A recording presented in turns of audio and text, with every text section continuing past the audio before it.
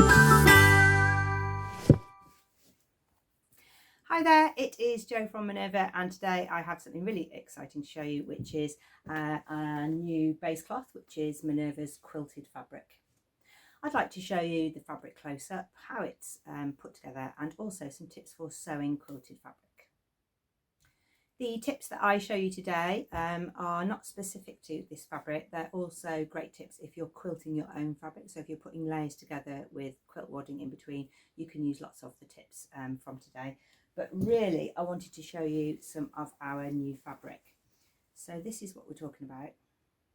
A fabric that has two layers, one solid layer and one print layer. And there's a really lofty light wadding in between. And it's a synthetic wadding, but it's got a diamond shape on it. And because the outer fabric is our cotton sateen, then you get a sort of quite a lovely lustrous look to it. So it's not satin, like really silky and shiny. It's just really smooth.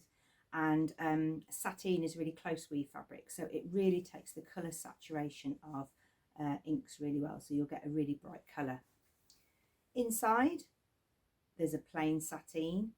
I say inside, you could actually use it the other way around, couldn't you? You could have, you could use this as the outer of a coat, for example, and you could have this really funky inside. So there's not a right side or a wrong side. They're both of equal quality.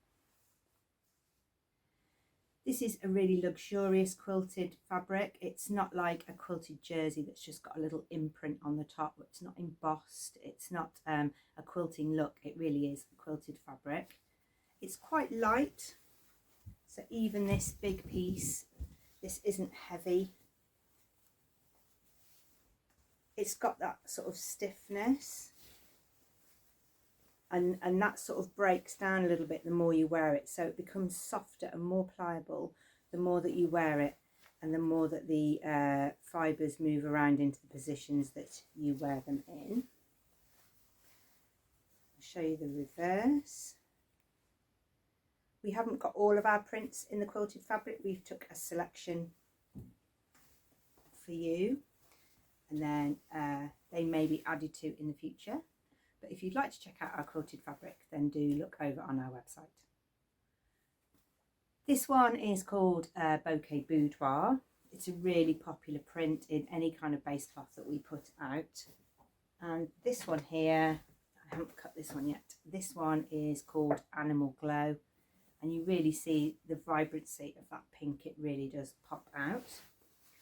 This one has a cerise backing. That other one's a little bit more of a raspberry backing, but it is made in the same way. That one is just a different print. What would you use it for? Well, it's great for making quilted jackets. So I've made a Hovia jacket.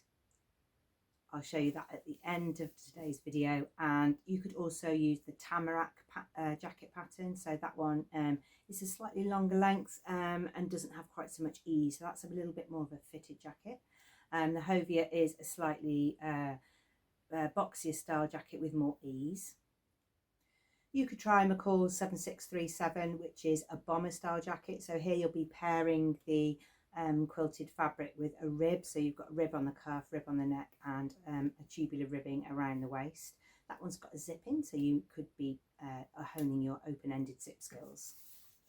You can also use small amounts of this fabric to make makeup bags, backpacks, any kind of bag that needs more structure. So fabric bins or organisational buckets and bins, they will work in this fabric because it can stand up when you've got a layer of it. Maybe if you used a couple of layers, you'd get a really rigid form. You can also use this fabric for homeware, so you can use it to make cushion covers and bed runners, quilts. So you could actually just bind a piece and use it as a bedspread, or if you made a children's bedspread, you could get the width there and just bind up a piece. It's really warm and cosy, and it's got that wadding inside. Okay, let's take a look at how to handle this fabric. First of all, I'm going to take you over to my cutting table because I've been cutting out the Bouquet Boudoir for my Hovia jacket, which I'll show you at the end. I haven't quite finished it yet. And take a look at it out on the table. Take a look at marking, cutting, and how you handle the fabric. When you get your quilted cotton, decide which side that you're going to use as the right side. You could just as easily make this side the right side and have a really interesting lining. When you get your fabric, it comes in quite a big bag, and where it's folded, to get it in the bag, you might get a few crease lines like this. So take it out the bag immediately and get your quilted fabric nice and flat. You can roll it and store it rolled rather than folded, because if you fold you'll get these little marks here. They do come out. You can just press on the wrong side with a steamy iron, or you can just use the steam of your iron to remove the wrinkles. Let's take a look at cutting this fabric. You will find it tricky to cut this fabric on the fold. So this is the back of the Hovia jacket, and it's cut on the fold to make a jacket without a seam down the back. But if you try and cut this fabric on the fold, you'll get a really inaccurate cut, because you've got lots and lots of layers, and as you cut with the scissors, the one layer will pull away from the other. So the best way to cut it is in a single layer. And now I'm going to draw around the pattern piece. You can pin it on if you want to, but I'm going to use my chalk pencil. It's got a nice sharp point. It's really accurate. Mark the center point here and mark the center point at the top. And now, using those marks that I made, flip the pattern and draw around again.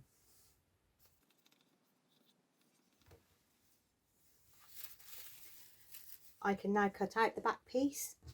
It's in a single layer, but it's the shape that I want. It's much better than trying to cut quilted fabric on the fold. You must remember, when you're cutting in a single layer any of the pieces for the Hovia jacket, that you remember to flip them so that you get opposite pieces. So for the front pieces you need a front piece, and then to flip and do a left piece.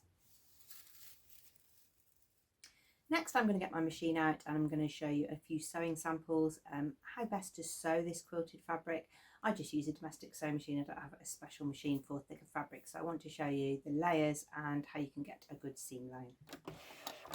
Let's take a look at a sample piece of quilted fabric. So this is the one with the batting in the middle, and I've got my normal needle in, and my lengthen my stitch length to stitch length 3, because if it's on 2.5 it's sometimes just a little bit tight. So let's see what happens.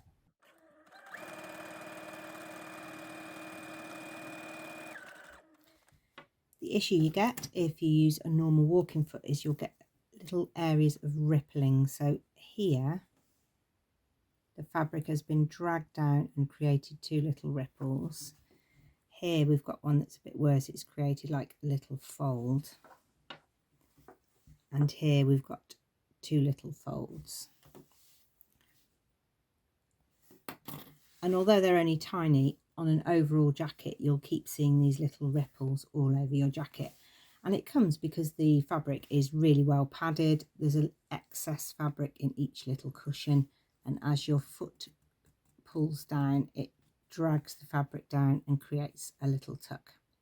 We can eliminate that if you use a walking foot or a roller foot, and you can keep trying it out on some spare bits of fabric until you get a stitch line that's really smooth. You can also change your stitch length a little bit more, but that won't get rid of puckers. You will just try and match the stitch length in the quilting. It's also good to try your stitching across the grain, because fabric will have a little bit more give across the grain, so there you might get more puckering. So try a few different stitch lines just through a single layer, just to get your stitch length correct, and then you can try stitching double layers. When I use a walking foot, I don't get any of that puckering at all, and the stitch length matches the design of the stitch length on the quilted fabric.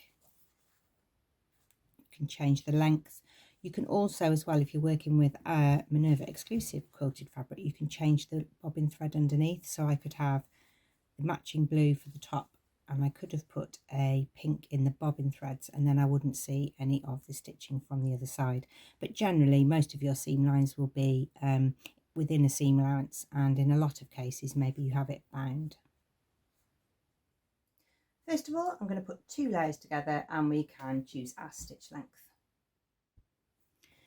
It's a good idea to read through your pattern and take a look at any points in the pattern where you have more than 1 layer together. So take a look at what is the maximum amount of layers that you're going to have. So let's try 2, and then we're going to add a 3rd one and see if we can get 3. And because the wadding in our quilted fabric is really lofty and light, it really squeezes down nice and flat. So let's try 2 first.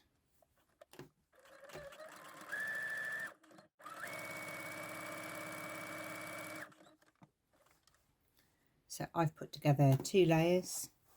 You can see there, you get a really great seam finish. It's not stretching the threads between the 2 pieces of fabric. You're obviously going to need to know a way to finish this edge. If your jacket is lined, then you can just press this open. You can also catch stitch this seam allowance to the inside of your fabric. Because you've got lots of layers, you can just catch this side of the fabric.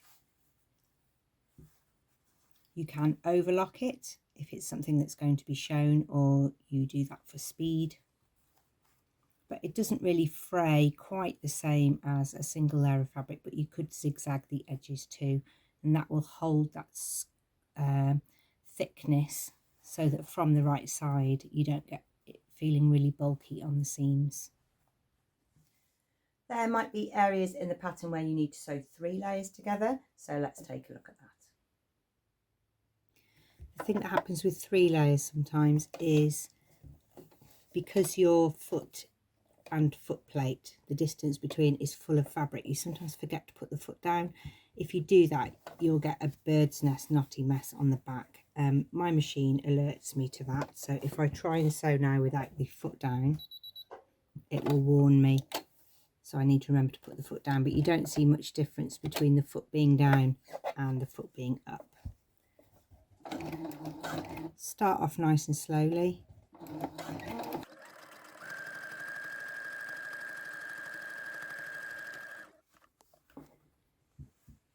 And you can definitely get through 3 layers on a domestic sewing machine. But you're going to have this issue at the back where you've got lots and lots of seam allowance, so you may need to trim some of that out.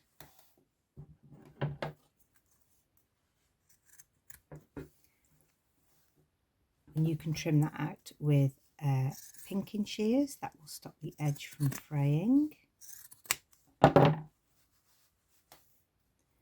And you can cover this with a piece of bias binding. Now that we've sewn our pieces together, let's take a look at some finishing techniques. And this is quite endless really. There's lots of different ways you can finish the edge of the fabric seam allowances. You want to really choose a technique and stick with it throughout your garment if you're garment making. If you start switching techniques, it's sometimes a little bit unusual, but you want to try and choose the best technique for the different parts of your jacket. So take a read through the whole pattern and decide at the beginning what you're going to use, and then you can stick with it. In terms of finishing, here are a few ways that you can finish it. So this is the one that's just 2 layers. So I've just done a little catch stitch and hand stitch that down. Now that's not going to stop it fraying. That's just holding the seam allowance really nice and flat. So when I've pressed that, I can't really show you, but it just feels really nice. It feels like it's all pressed flat, and then I won't be getting any bulk from the right side. So that's great for garment making. If you're lining your item, so you don't need to worry about this edge, you can just catch stitch it down.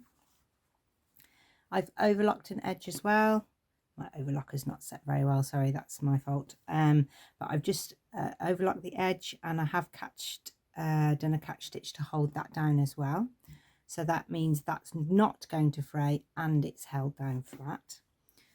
There might be areas in your construction of what you're making where you will see the seam allowance because it's not lined. So for example, in a bag, or where 2 parts meet and there isn't a lining, you can hand stitch over a piece of binding. So this is the right side, This is the wrong side, and this is 3 layers of fabric, so there was quite a bulky amount there, too much to go through the overlocker, too much to hand stitch down, so having it all covered over will stop it rubbing and fraying, but it gives a really smooth finish. So there are some finishing techniques that you might try with quilted fabric. Depending on what you're making and what features your garment or project has, then you might need to just bind a single layer of the quilting to finish a single edge. If you've attached a zip or you have just a single layer, like maybe the edge of a pocket, you get that on the Hovia jacket, then you might use a binding, a bias binding, one you've made or even maybe one that you've bought, and you will sew along the pressed line.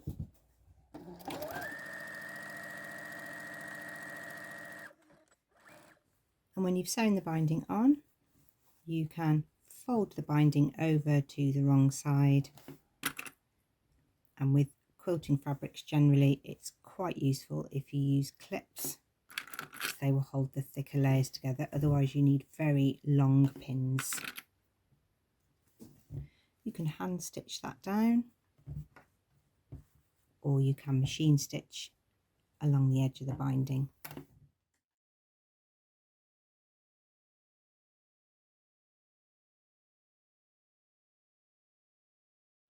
I'm going to show you some seam finishes in action. So this is the Hovia jacket.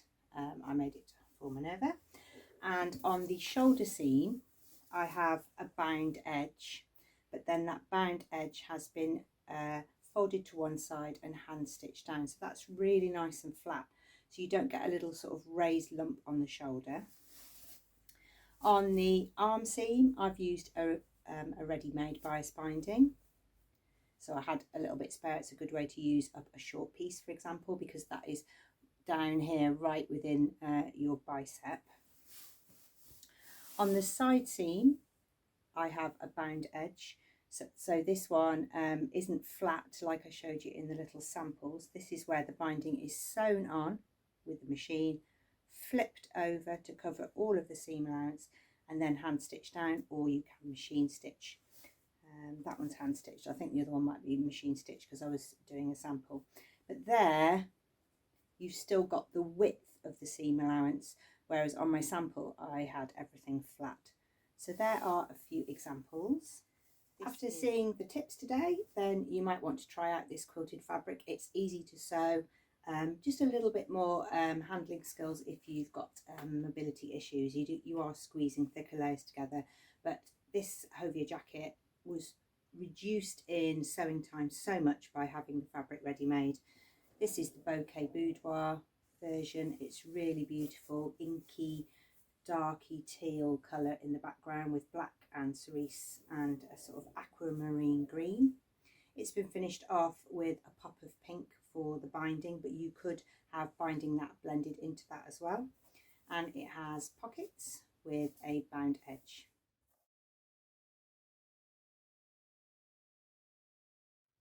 We would love to see if you have made anything, especially a Hovia coat, or especially in this new fabric. So do share your makes over at Minerva, make a free account, upload your photos and your fabric choices, because we love to see what you have been up to. Do call again for more sewing inspiration very soon.